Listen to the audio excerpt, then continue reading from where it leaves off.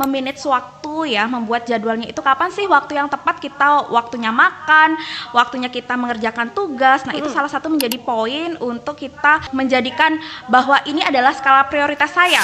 Jadi mager itu adalah sesuatu kebiasaan yang memang sudah ngetren nih zaman sekarang. Itu adalah proses pemanjaan diri sebenarnya. Kemageran yang muncul itu tidak serta-merta membuat tubuh Anda sehat. Itu poinnya. Ya, justru banyak banget di usia muda ini, banyak banget yang saya temui di lapangan. Salah satunya itu akan menimbulkan suatu penyakit, salah satunya itu bisa serangan jantung pada usia muda, kemudian stroke pada usia muda, dan yang paling parah itu bisa hipertensi pada usia muda. Efek dari kemageran itu sendiri mungkin yang kita tidak dapatkan sekarang, mungkin ya mager yang kita dapatkan itu mungkin 10 atau 15 tahun lagi nanti efeknya akan baru kita rasain ya. Hey yo Sobat Hegan, selamat datang di podcast Heart of Ganesha, tempat ngobrol santai tapi berbobot. Dengan aku Andrea, dan hari ini kita akan membahas nih salah satu topik yang penting nih bagi mahasiswa, terutama bagi Sobat Hegan di rumah yang sudah menjadi mahasiswa maupun mahasiswi nih. Nah, topiknya itu adalah tentang kesehatan mahasiswa di lingkungan kampus. Nah, di depan saya sudah ada narasumber. Selamat datang Ibu di podcast kami. Gimana nih Bu kabarnya hari ini? Oke, kabar saya baik, Mbak. Semoga kita semua dalam kondisi sehat ya, semua ya. Oke. Gimana nih menurut Ibu topik yang bakal kita bahas nih tentang kesehatan mahasiswa di lingkungan kampus nih Bu? Ya, memang kasus yang sering kita jumpai ini salah satunya itu adalah kecemasan di mahasiswa, kemudian yang kedua itu jarangnya mahasiswa bisa hidup sehat, itu menjadi salah satu faktor kenapa kita mengangkat topik itu ya Dek ya, karena memang sangat menarik banget untuk mahasiswa mencari edukasi seperti apa sih preventif promotifnya, seperti apa untuk mencegah terjadinya stres pada mahasiswa itu sendiri. Kebetulan Ibu ini juga dosen dari Fakultas Kedokteran Bu ya, sesuai lah betul. topiknya sama yang bakal kita bahas tentang kesehatan sekali, Ibu ya. Apa sih tantangan terbesar menurut Ibu bagi mahasiswa itu untuk hidup sehat nih Bu? Ibu bisa nih jelasin ke sobat-sobat Hegan di rumah. Jadi yang sering kita jumpai nih Dek di masyarakat khususnya di bidang mahasiswa ya, salah satunya itu ya, yang paling terbesar itu adalah mencakup pola makan yang sesuai dengan jamnya. Jadi atau pola makan yang tidak teratur itu menjadi salah satu faktor mahasiswa itu sering banget datang ke kita dengan kondisi nyeri perut atau sering muncul lemah nih muncul. Nah, karena dia itu jarang banget bisa mengatur pola makannya. Kemudian yang kedua itu sering kurang tidur Dek. Jadi mayoritas mahasiswa itu karena terlalu banyaknya tugas, jadi kadang itu dia merasa harus ngerjain ini sampai benar-benar selesai. Nah, jadi kualitas tidurnya dia itu jumlah waktunya itu berbeda. Jadi tidak seperti 8 jam pada umumnya. Jadi dia lebih mayoritas kurang tidur. Jadi dia tuh lebih sering pada malam hari itu sering begadang. Sering banget nih saya temui itu mahasiswa itu tidurnya itu lebih dari jam 12 malam. Nah, itu juga akan mempengaruhi regenerasi sel sebenarnya ya. Tiga itu adalah stres akademik dan kurangnya aktivitas fisik. Nah, di mana stres akademik ini karena stresornya dosen atau stresornya karena deadline-nya tugas itu sendiri, itu juga mempengaruhi banget stresornya si mahasiswa. Ya, jadi dia lebih cepat panik, lebih ansietas ya, atau cemas yang berlebih, itu salah satunya. Dan yang kurangnya aktivitas fisik itu biasanya karena dia terdeadline pekerjaan atau homeworknya di mahasiswa itu sendiri, mereka itu jarang banget nih Dek bisa melakukan aktivitas fisik. Salah satunya itu olahraga yang mungkin saja bisa kita lakukan di mana saja sebenarnya Dek ya. Mungkin tidak memerlukan waktu yang cukup banyak sebenarnya bisa melakukan aktivitas olahraga, tidak perlu sampai ke tempat gym atau apa gitu ya, menjadi salah satu ya. Mungkin bisa aja kita lakukan stretching di rumah, itu juga bisa menjadi faktor. Jadi mungkin itu tantangan terbesar kita yang sering kita temui ya Dek ya. Gitu. Tadi kan Ibu sempat sebutin nih kayak kurang tidur nih. Kadang-kadang kan sekarang kita sebut kayak Gen Z Bu ya. Betul. Kadang-kadang kayak suka diputar gitu loh. Siang itu dipakai malam. tidur, malam itu dipakai buat ngerjain tugas beraktivitas tuh. Iya, Menurut iya. Ibu gimana sih itu Bu? Kalau menurut saya sih hal itu akan berkaitan tentang kesehatan ya. Bagaimanapun juga regenerasi sel itu lebih cenderung pada di jam 10 malam, Dek. Di malam Jadi kita hari, sarankan untuk mahasiswa, mungkin saya boleh memberikan edukasi bahwa harusnya itu kita tidur itu kurang lebih selama 6 sampai 8 jam untuk orang dewasa. Ya, itu normalnya. Kemudian selain itu kita sarankan juga kuantitas dan kualitasnya itu juga baik seperti itu, Dek. Ya, jadi tidak serta-merta hanya jamnya aja yang diperhatikan gitu ya, atau pola yang terbolak-balik yang seperti itu pun juga akan membuat tubuh kita itu yang harusnya dia meregenerasi sel, jadinya dia tidak meregenerasi sel, sehingga imun tubuh seseorang jika harusnya itu regenerasi sel itu normalnya itu adalah 120 hari, dia itu lebih imatur atau lebih muda, dia jadinya itu mahasiswa tuh lebih cenderung mudah lelah, lemah, kemudian daya konsentrasi di kampusnya itu lebih cenderung melemah dibandingkan orang yang memiliki waktu istirahat yang cukup, maksud saya seperti itu ya, sehingga daya ingat seseorang pun juga akan jauh lebih rendah, maksud saya ya, seperti itu poinnya. Tuh dengar tuh Sobat Hegan di rumah penjelasan dari Bu Dokter Bulannya ya, bagi yang suka begadang nih. Ya, jadi itu salah satunya, jadi nggak boleh begadang ya, salah satunya ya. Oke. Nah, menurut Ibu sih bagaimana sih cara mengatur hidup sehat di tengah jadwal kuliah yang padat Ibu, dengan tugas-tugas kuliah yang banyak gitu, yang menumpuk, deadline yang dekat nih Bu gitu. Oke. Ada sebenarnya sih ada beberapa tips atau trik ya. Sebenarnya yang pertama adalah poinnya itu adalah membuat jadwal makan yang teratur dan memilih makanan yang sangat bergizi. Jadi di sana itu kita harus bisa memanage waktu ya, membuat jadwalnya itu kapan sih waktu yang tepat kita waktunya makan, waktunya kita mengerjakan tugas. Nah, itu salah satu menjadi poin untuk kita menjadikan bahwa ini adalah skala prioritas saya, seperti itu deh ya. Kemudian memilih makanan-makanan yang bergizi. Nah, sekarang itu kan terutama gen Z itu ya lebih cenderung mereka itu memakan makanan yang siap saji. Ya, Iya, itu betul menjadi banget. salah satu faktor kenapa kita sarankan untuk makan bergizi. Jadi makanan bergizi itu apa sih? Ya, 4 sehat 5 sempurna ya, seperti yang kita ketahui. Jadi di sana ada meliputi karbohidrat, protein salah satunya ya, kemudian ada lemak di sana yang dimana bisa mungkin makanannya itu tidak hanya harus makanan berat saja. Jadi di sana tuh harus ada sayur, ada buah seperti itu ya. Itu yang optimalnya adalah makanan bergizi seperti itu. Kemudian yang kedua adalah menyediakan waktu minimal 15 sampai 30 menit untuk olahraga ringan. Jadi bisa aja mungkin jalan santai ke lapangan, itu menjadi salah satu aktivitas fisik yang bisa kita lakukan yang murah dan sangat mudah kita lakukan. Berarti nggak mesti harus olahraga yang berat-berat gitu Bu ya? Nggak perlu. Jadi saran saya bisa aja dilakukan dengan cara ke lapangan nih, membutuhkan waktu 10 sampai 15 menit ya, saya rasa cukup. Apalagi sekarang kan sudah ngetren tuh ada jam-jam digital yang memang kita bisa melihat berapa langkahkah yang sudah kita Iya, betul lakukan banget. gitu ya. Jadi mungkin dengan cara seperti itu atau kita memiliki itu, kita bisa tahu berapa langkah yang sudah kita lakukan ya, minimal 10.000 langkah dalam sehari, itu salah satunya ya. Kemudian yang ketiga adalah mengelola waktu dengan baik agar tetap mendapatkan waktu tidur yang cukup. Nah, tadi kan sudah saya jelaskan bahwa normalnya itu adalah kita memerlukan waktu istirahat sekitaran 6 sampai 8 jam untuk orang dewasa. Sehingga harapan saya mungkin waktunya tidur itu mungkin dipercepat. Jadi sekitaran jam 10 malam ini sudah mulai mematikan lampu ya, minimal itu 1 jam sebelum kita tidur itu sudah meredupkan lampu dengan kebiasaan-kebiasaan yang memang harus kita perbaiki deh. Zaman sekarang itu banyak sekali 5 menit sebelum tidur tuh mereka masih main HP, sehingga waktu tidurnya yang memang harusnya udah ngantuk nih terpaksa melek lagi seperti itu ya.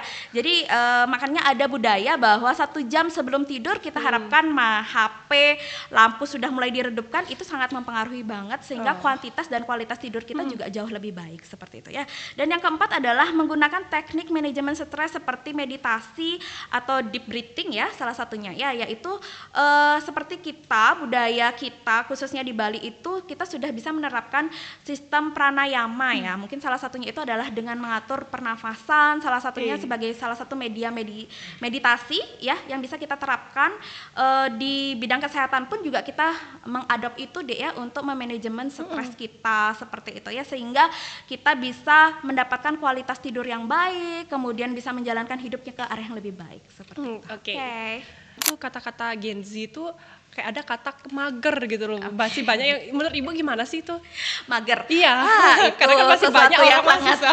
Ya, mungkin itu suatu kebiasaan yang sangat buruk deh ya. Jadi mager itu adalah sesuatu kebiasaan yang memang sudah ngetren nih zaman sekarang. Itu adalah proses pemanjaan diri sebenarnya. Ya, bagaimana mereka tidak mau melakukan aktivitas seperti orang-orang pada normalnya. Jadi aku jalan sedikit, aduh aku capek deh. Iya, gitu. betul banget. Jadi ya jangan dibiasakan seperti itu, karena bagaimanapun juga dengan kemageran yang muncul itu tidak serta-merta membuat tubuh Anda sehat. Itu poinnya. Ya, justru banyak banget di usia muda ini, banyak banget yang saya temui di lapangan. Salah satunya itu akan menimbulkan suatu penyakit. Salah satunya itu bisa serangan jantung pada usia muda, kemudian stroke pada usia muda, dan yang paling parah itu bisa hipertensi pada usia muda. Hipertensi itu apa sih? Jadi tensi yang di luar garis normalnya. Jadi usia-usia seperti usia 20-30 tahun mereka sudah tensinya seperti orang usia 50 tahun karena akibat dari kemagerannya orang. Jadi itu, dampaknya gitu. sangat-sangat berpengaruh ya Bu Ya, ya. betul banget. Jadi memang harus ada aktivitas fisik yang memang kita harus lakukan seperti itu ya. Jadi mengurangi efek dari kemageran itu sendiri. Mungkin yang kita tidak dapatkan sekarang mungkin ya, mager yang kita dapatkan itu mungkin 10 atau 15 Iya. tahun lagi nanti Ntar efeknya kita sudah baru kita berumur, rasain Bu, ya. tanpa kita sadari sih seperti itu. Oke. Apa sih kegiatan positif yang dapat dilakukan saat merasa stres nih Bu? Dengan tugas-tugas yang numpuk, habis itu kita ujian gitu. Oke. Sebenarnya sangat mudah banget sih ya Dek ya kalau misalnya kita kegiatan positif yang bisa kita lakukan. Yang pertama adalah olahraga ringan seperti yoga dan berjalan santai. Ya mungkin yoga itu salah satu meditasi ya untuk mencegah untuk terjadinya kecemasan, ansietas kalau kita bahasa medisnya bilangnya kecemasan, ansietas yang berlebih itu juga akan mempengaruhi imun seseorang terhadap penilaian akademik seseorang seperti itu ya. Kemudian yang kedua bisa dengan cara mendengarkan musik atau melakukan hobi yang sangat menyenangkan itu juga akan merelaksasi tubuh seseorang, itu salah satunya ya. Kemudian bisa meditasi atau latihan pernafasan untuk menenangkan diri ya. Tadi seperti yang mungkin tadi sudah saya jelaskan, di budaya kita, di budaya Bali khususnya itu kita mengenal dengan budaya pranayama yang bagaimana itu bisa mengatur pernafasan, mengatur kecemasan kita, mengatur bagaimana cara kita memanage suatu permasalahan dengan ke arah yang lebih baik, itu salah satunya ya. Kemudian yang penting itu adalah berbicara dengan teman salah satunya ya. Jadi mungkin bisa curhat dengan teman itu jadi salah satu. Mungkin temannya bisa memberikan solusi. Jadi memerlukan teman curhat itu penting deh. Jadi kalau misalnya mungkin yang Gen Z lagi ini ada kan masalah ya gitu, lagi ada masalah mungkin bisa cerita dengan teman atau sahabat, atau biasa yang mungkin sudah punya pacar mungkin bisa curhat dengan pacar. Itu salah satunya yang bisa menenangkan nih kegiatan positif yang bisa merelaksasi untuk mencegah terjadinya stres pada mahasiswa salah satunya. Oke. Apakah ada pengaruh nih terkait perilaku hidup sehat dengan tingkat kecerdasan dari seorang mahasiswa nih Bu? Apakah ada kaitannya nih Bu? Oke, berarti kecerdasan seseorang ya? Iya. Ya, jadi kecerdasan seseorang itu sebenarnya sangat berpengaruh nih terhadap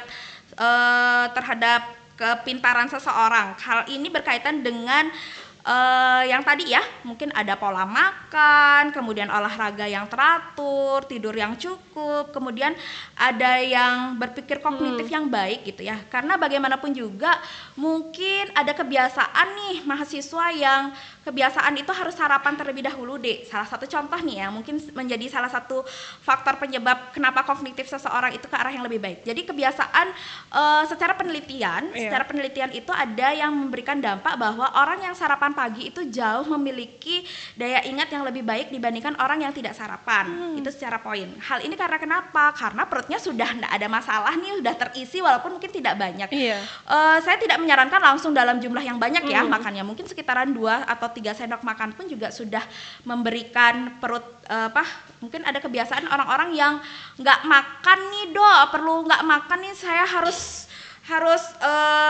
terisi dulu perutnya gitu ya, nggak perlu makan yang banyak juga, yang penting terisi. Isi aja jadi perutnya isi Bu dulu. ya. Jadi boleh roti, boleh susu, itu menjadi salah satu faktor karena bagaimanapun juga dengan mereka makan daya ingat itu jauh lebih baik. Kemudian yang kedua, bagaimana menyelesaikan suatu permasalahan. Jadi dalam hal misalnya ada pertanyaan dari gurunya, kira-kira menurut kamu bagaimana nih Dek, dengan cara dia sudah makan dia bisa memberikan solusi yang baik, itu memberikan jawaban yang tepat seperti itu, secara tidak langsung akan ternilai kecerdasannya dengan baik. Seperti Jadi itu, sarapan tuh sangat penting Bu ya. ya, Jadi ternyata itu penting banget, tapi itu sangat sering banget dilewatkan oleh Iya. orang-orang gitu loh ya. Jadi dianggap nanti aja sekalian rapel antara makan pagi dengan makan siang. Nah seperti itu yang sering kita jumpai, ternyata ada manfaatnya secara penelitian seperti itu. Makanya mahasiswa sekarang tuh masih banyak yang nggak fokus gitu ya. Iya. Udah pagi-pagi nih udah nggak fokus, masih ngerasakan ngantuk gitu di kelas. Iya, jadi daya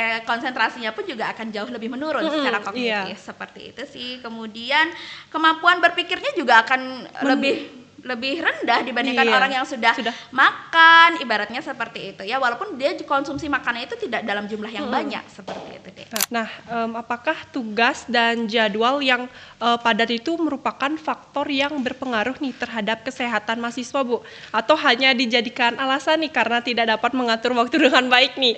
Kan masih banyak nih kasus-kasus mahasiswa nih, Bu. Oke, sebenarnya itu jadwal yang padat itu memang menjadi salah satu faktor ya, menjadi salah satu faktor terjadinya stres yang akan berdampak pada kesehatan. Tetapi itu bukan menjadi suatu alasan. Ya, jadi biasanya itu mahasiswa tuh mengkambing hitamkan, "Oh, aku nih banyak tugas nih." Iya, betul banget. Ya, jadi ya udah berarti karena banyak tugasnya itu buat aku tambah stres, tambah cemas, tambah yang lain-lain ya. Jadi kita harus bisa apa? Yang poin pertama adalah kita harus bisa memanajemen waktu. Memanajemen waktu seperti yang tadi saya sampaikan, kapan sih waktu kita harus makan? Kapan sih kita waktunya sarapan? Nah, itu salah satunya. Ya, jadi memanage waktu yang baik akan memberikan dampak yang baik juga untuk ke tubuh kita. Jadi salah satunya itu dengan apa? Dengan cara makan yang teratur, makan yang bergizi, tidur yang cukup. Jika kita sudah sesuai dengan manajemen waktu itu, saya rasa semuanya sudah jadi tidak menjadi masalah ya, dan tidak menjadi penghalang untuk kita ke arah hidup yang lebih baik seperti Iya, betul. itu ya. Jadi ya seperti itulah Dek, salah satunya kenapa bisa memicu stres ya. Karena kita tidak secara pribadi tidak bisa memanage waktu dengan baik. Karena kan masih banyak tuh mahasiswa yang kayak suka numpuk-numpuk tugas nih, Bu. Iya. Termasuk saya juga sih suka numpuk tugas gitu. Ya, berusaha Sudah deadline. di-manage waktunya dengan baik ya. Oke. Itu salah satu tips dari saya. Jadi mungkin harus di-manage dengan baik sehingga hasilnya pun juga baik. Mungkin IPK-nya juga jadi lebih baik kalau misalnya kita bisa atur waktunya. Atur waktu dengan baik, Bu ya. Betul, poinnya di sana sih. Oke. Jadi untuk menjaga kesehatan bagi mahasiswa tuh emang sangat penting, Bu ya, sangat berpengaruh gitu, Bu ya. Betul. Oke, Sobat Hegan, itu dia penjelasan dari Bu Dokter Bulannya. Semoga penjelasan dari Bu Dokternya itu bermanfaat ya bagi Sobat Hegan di rumah. Dan untuk Dokter Bulan, terima kasih sudah datang di podcast kami di sela-sela kesibukan Bu Dokter Bulan nih sebagai dosen di Fakultas Kedokteran. Nah, untuk Sobat Hegan, jangan lupa ya follow sosial media kita yang sudah tertera di bawah ini, agar Sobat Hegan di rumah tidak ketinggalan nih video-video podcast kita selanjutnya. Oke Sobat Hegan, segitu saja ya. Sampai jumpa.